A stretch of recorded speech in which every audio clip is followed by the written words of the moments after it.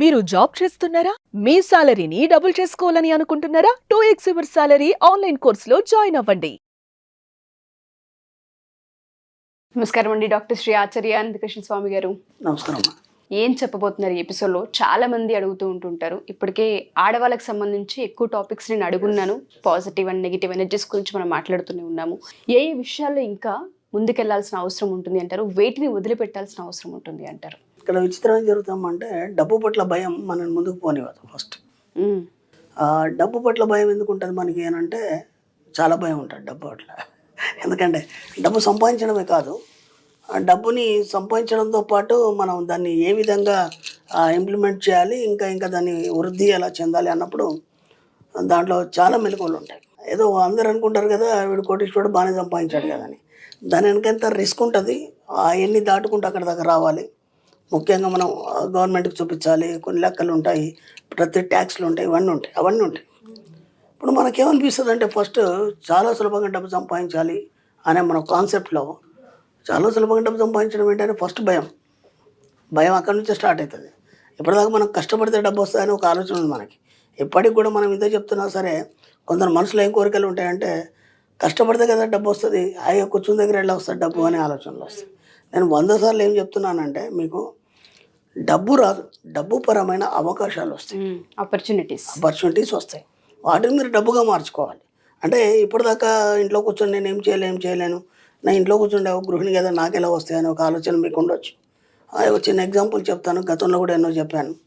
ఒక గృహిణి ఉంది, ఆమెకి ఇన్కమ్ సోర్స్ ఏం లేదు, ఇంట్లోనే కూర్చుంటుంది, పిల్లల్ని చూసుకోవాలి, చేయాలి. అనుకోకుండా మన క్లాస్కి రావడం జరిగింది. క్లాస్కి వచ్చిన తర్వాత నాకు పర్సనల్ అపాయింట్మెంట్ తీసుకొని మళ్ళీ వచ్చి అడిగారు, సార్ నాకు ఎలాంటి ఇన్కమ్ లేదు, నేను ఇంట్లోనే ఉంటాను కదా, మరి మా ఆయన చేస్తే తప్ప నాకు నడవదు. ఆ మాట కూడా నేను ఇంతకుముందు చెప్పాను. వాళ్ళే చేయాలి, మనం తినాలి, కూర్చోవాలి, అది మగవాడి ధర్మం, ఇట్లాంటి మాటలు మాట్లాడదు. ఇది కలియుగం, అందరూ చేయాలి, అందరూ సంపాదించాలి. ఓకేనా? కలియుగ ధర్మంలో మనకు మొట్టమొదటిది ఏంటంటే డబ్బే ప్రధానం. కాబట్టి అందరూ సంపాదించాలి, దానికి ఆడమగా తేడా లేదు కదా. కాబట్టి మీకు సంపాదన మీరు పెంచుకునే ప్రయత్నం చేయండి, ఎప్పుడు కూడా భర్త మీద ఆధారపడకుండా. ఆ అమ్మాయి అదే అడిగింది. ఇప్పుడు ఆయన్నే తెస్తే తప్ప నాకు ఇల్లు నడవదు, ఇప్పుడు నా పరిస్థితి ఏంటి అంటే నేను అన్నాను, నువ్వు అఫర్మేషన్స్ చేయమ్మా, ఎందుకంటే క్లాస్ విన్నావు కదా, సబ్జెక్ట్ ఐడియా ఉంది కాబట్టి అఫర్మేషన్ చేయండి. అఫర్మేషన్ చేస్తే ఏదో అవకాశం విశ్వం ఇస్తుంది. ఆ అమ్మాయి జస్ట్ 10th ఇంటర్ చదువుకుంది.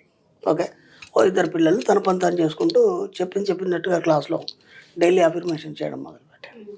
ఒక నెల రోజులు మనం ఒక 40 days మెడిటేషన్ చేయమని చెప్తాం. 1 నెల రోజులు కాగానే అనుకోకుండా ఎవరో బంధువు వచ్చేసి ఏం లేదు, అదే ఏరియాలో ఉంటుంది ఆమె కూడా, ఆమెది ఒక గ్రూప్ ఉంది, లేడీస్ గ్రూప్స్ అవి ఉంటాయి కదా, కాబట్టి నువ్వు ఇంట్లోనే ఉన్నావు కదా, మాకు ఎక్కువ చదువు రాదు, కాబట్టి మీరు ఏం చేస్తారంటే దానికి సంబంధించిన లెక్కలన్నీ రాయండి. ఒక ఆపర్చునిటీ వచ్చింది. ఇప్పుడు ఏమైంది, మేము నెలకి ఇంత ఇస్తాం, మా గ్రూప్ తరఫు నుంచి ఇంత ఇస్తాం అని అమ్మాయి చాలా స్ట్రిక్ట్గా వాటిని మెయింటైన్ చేస్తూ 1 నెల రోజులు దాన్ని చక్కగా ఒక పర్ఫెక్ట్గా మెయింటైన్ చేస్తున్నాను. వాళ్ళకి బాగా నచ్చింది. వేరే గ్రూప్ వాళ్ళు వచ్చారు. ఓకేనా, వేరే గ్రూప్ వాళ్ళు ఇప్పుడు 2 గ్రూపులు అంటే నెలకు కనీసం ఒక 10-15 వేలు సంపాదించడం వల్ల కూర్చున్న దగ్గర డబ్బు వచ్చింది. ఇప్పుడు ఆమెకి ఇంకొక ఐడియా వచ్చింది. ఇప్పుడు ఈ గ్రూప్లలో లేడీస్ చాలా బిజినెస్లు ఉంటాయి కదా, వచ్చినప్పుడు ఏదో చర్చిస్తుంటారు కదా ఎప్పుడు కూడా, మీరేం చేస్తుంటారు.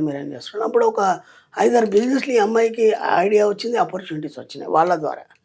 కాబట్టి ఏం చేసింది, నేను మధ్యవర్తిగా ఉండి మీకు నేను సెల్ చేసిస్తాను, మీ ప్రోడక్ట్ ఏదైతే ఉందో నేను మధ్యవర్తి, ఇంట్లో కూర్చొని చేశాను కదా, ఫోన్ ద్వారా మనం దీని ద్వారా చేయొచ్చు, అందుకంటే మనం బయట తిరిగే అవసరం కూడా లేదు. ఇప్పుడు ఇది కాకుండా ఏమైపోయింది, అట్లా ఒక 4 బిజినెస్లు ఆమె మధ్యవర్తిగా ఉండేసి దాన్ని సెల్ చేయడం కానీ ఇలాంటి ఇతరులకు చెప్పడం కానీ, దాంతో నెలకి 50,000 ఇన్కమ్ స్టార్ట్ అయిపోయింది. ఆ తర్వాత అమ్మాయి ఏం చేసింది, ఈమెనే ఒక ప్రొడక్టివిటీ మొదలు పెట్టేసి గ్రూప్లో చాలామంది ఉన్నారు, దాంట్లో 10 మందిని తీసుకొని ఎంప్లాయ్మెంట్ ఇచ్చింది వాళ్ళందరికీ. ఇచ్చేసి తను ఒక స్థాయికి ఎదిగి నెలకి ఇప్పుడు 1-2 లక్షలు ఈజీగా సంపాదిస్తుంది. ఎలా వస్తే నేను కూర్చున్న దగ్గర అంటే ఫస్ట్ డబ్బు పట్ల భయాన్ని వదలాలి.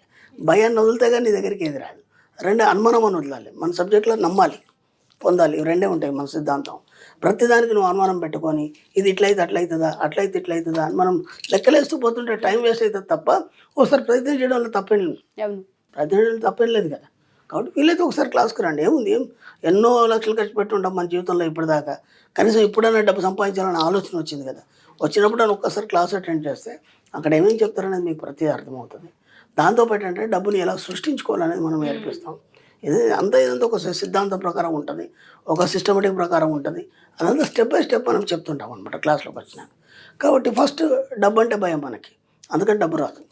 రెండు, డబ్బు సంపాదిస్తే చిన్న ఎగ్జాంపుల్ చెప్తాను. అప్పుడు మనం ఒక పల్లెటూళ్ళలో కానీ వాటిలో చూస్తుంటాం. ఏదైనా బంగారం కొనుక్కున్నాను అనుకోండి ఆడవాళ్ళు, ఏదో ఫంక్షన్లు అయితే ఎక్స్పెక్ట్ చేస్తారు, కానీ మామూలుగా ఉంటారు. కానీ ఎక్కడైనా రోడ్డు మీద పోయేటప్పుడు ఎవడో లాక్కెళ్తాడని చెప్పేసి నిండా కప్పుకొని వెళ్తారు వాళ్ళు. అంటే అది నువ్వే భయాన్ని నువ్వు క్రియేట్ చేస్తావు. ఎవరైనా లాక్కెళ్తారు అన్నప్పుడు ఏమవుతుంది, ఈ విశ్వంలో నువ్వేది చెప్తే అది అవుతుంది. కాబట్టి లాక్కెళ్ళడానికి ఏమైనా పంపిస్తుంది అది. అర్థమవుతుందా? చాలా సూక్ష్మం. కాబట్టి డబ్బు పట్ల కూడా నీకు అలాంటి భయమే. సంపాదిస్తే ఎవరేమనుకుంటారో, ఇప్పుడు అమ్మ వాళ్ళు బాగా ఉన్నోళ్ళరా అది ఇది అని అంటాం కదా. లేదంటే ఇంకా కొన్ని మాటలు వాళ్ళకి తక్కువ అది అంటారు కదా. అనగానే మాకేదో దిష్టి తగిలింది, వాళ్ళు అట్లా అన్నారు. వాళ్ళు ఏమన్నారు, నువ్వు బాగా సంపాదిస్తున్నారు తప్పేమనలేదు కదా, వాళ్ళు అలాగే ఉంటారా, మీరు బాగా ఉన్నతంగా ఉన్నారని చెప్పారు, తప్పేముంది. అలా అనగానే ఏదో అయిపోయింది మాకు అనే ఒక భయంతో ఇంకా మళ్ళీ పాత కథలకు వెళ్ళిపోవడం, నాకెవరేదో చేశారని చెప్పేసి అక్కడికి వెళ్ళడం ఇక్కడ వెళ్ళడం. ఇట్లా ప్రతి దగ్గర మీరు డబ్బు గురించి భయపడుతున్నారు, ప్రతి దగ్గర డబ్బు భయం.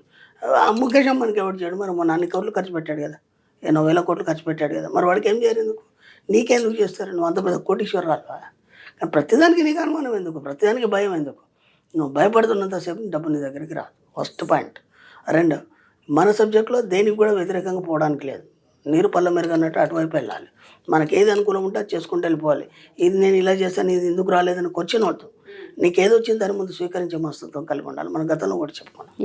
కాబట్టి ఎక్కడ కూడా డబ్బు గురించి మీరు భయపడకండి. డబ్బుని ఎలా చూస్తారంటే, డబ్బు దేవుణ్ణి మనం ఒక రకంగా చూస్తాం, అంటే భయంతో చూస్తాం, పాపభీతితో చూస్తాం. అర్థమైందా? ఇలా చూసినంత మట్టి, దాన్ని చాలా గొప్పగా చూసినంత మట్టి మీ దగ్గరికి రాదు. డబ్బుని ఎంత చిన్నగా చూస్తారంటే, ఒక చిన్న ఫ్రెండ్ లాగా చూడండి, ఒక క్లోజ్ ఫ్రెండ్ లాగా చూడండి, ఓకేనా? దాన్ని ఎంత ఈజీగా దాంతో మాట్లాడతారంటే, సరదాగా మీ పిల్లలతో ఎలా మాట్లాడతారు, డబ్బుతో కూడా మీరు అలా మాట్లాడడం అలవాటు చేసుకోండి. Hi money, thank you, I love you, మీరు నా దగ్గరకు వచ్చినందుకు మీకు కృతజ్ఞతలు, మీరు ఇంకా డబ్బును నా దగ్గరికి తీసుకొస్తున్నందుకు మీకు కృతజ్ఞతలు. అలా ఆకర్షించడం, ఆలోచించడం, దాన్ని ఒక కిస్ తీసుకోవడం, ఒక మీ పసిపాపను ఎలాగైతే ఆరాధిస్తారో డబ్బును కూడా అలా గుండెలకు అతుకోవడం. అలా భయం నుంచి మెల్లిమెల్లిగా ప్రేమ వైపు వెళ్ళండి, డబ్బు వైపు. అలా మెల్లిమెల్లిగా వెళ్తున్నప్పుడు ఏమవుతుందంటే, మీ జీవితంలోకి బోలెడు డబ్బు ఆకర్షించబడుతుంది. నాకు బాగా నచ్చింది సార్ కాన్సెప్ట్. ఆ అమ్మాయిది ఆలోచన విధానాన్ని మార్చడమే డబ్బుని ఆకర్షించడం అన్న మీరు ఏదైతే చెప్పారో, నాకు ఆ అమ్మాయి థాట్స్ 10,000 నుంచి స్టాటస్ వల్ల లక్షల్లో సంపాదిస్తుంది, నేను ఉపాధిని ఇస్తుంది అంటే చిన్న విషయం కాదు. ఒక క్లాస్ కనుక వాళ్ళు కనుక మేము ఏదో ఒకటి చేయాలన్న తపనతో కనుక రాగలిగితే ఖచ్చితంగా చాలా నేర్చుకుంటారని అర్థమవుతుంది. ఎస్పెషల్లీ ఆడవాళ్ళు. ఇప్పుడు అక్కడ డబ్బు ఆమెకి అక్కడ ఏమైంది, డబ్బు రాలేదు, డబ్బుకు సంబంధించి ఆపర్చునిటీ వచ్చింది. నేను అదే చెప్తున్నాను, కూర్చుని దగ్గర హాయిగా డబ్బు ఎలా సంపాదించడం అంటే, డబ్బు రావట్లేదు అంటారు, దాని గురించి ఎన్నో మాటలు మాడతారు. అని పక్కన పెట్టండి కొన్ని రోజులు. ఇప్పటిదాకా మీ అనుమానాలు, చేదస్తాలు, మూఢనమ్మకాలు అని పక్కన పెట్టండి. ఎందుకంటే దాదాపు మనం ఇప్పటి వరకు కొన్ని వందల మందిని మనం వాళ్ళ యొక్క అచీవ్మెంట్స్ చూపించాం. ఇంకా మీరు నమ్మకుంటే ఇంకెప్పుడు నమ్ముతారు? అవునా కాదు?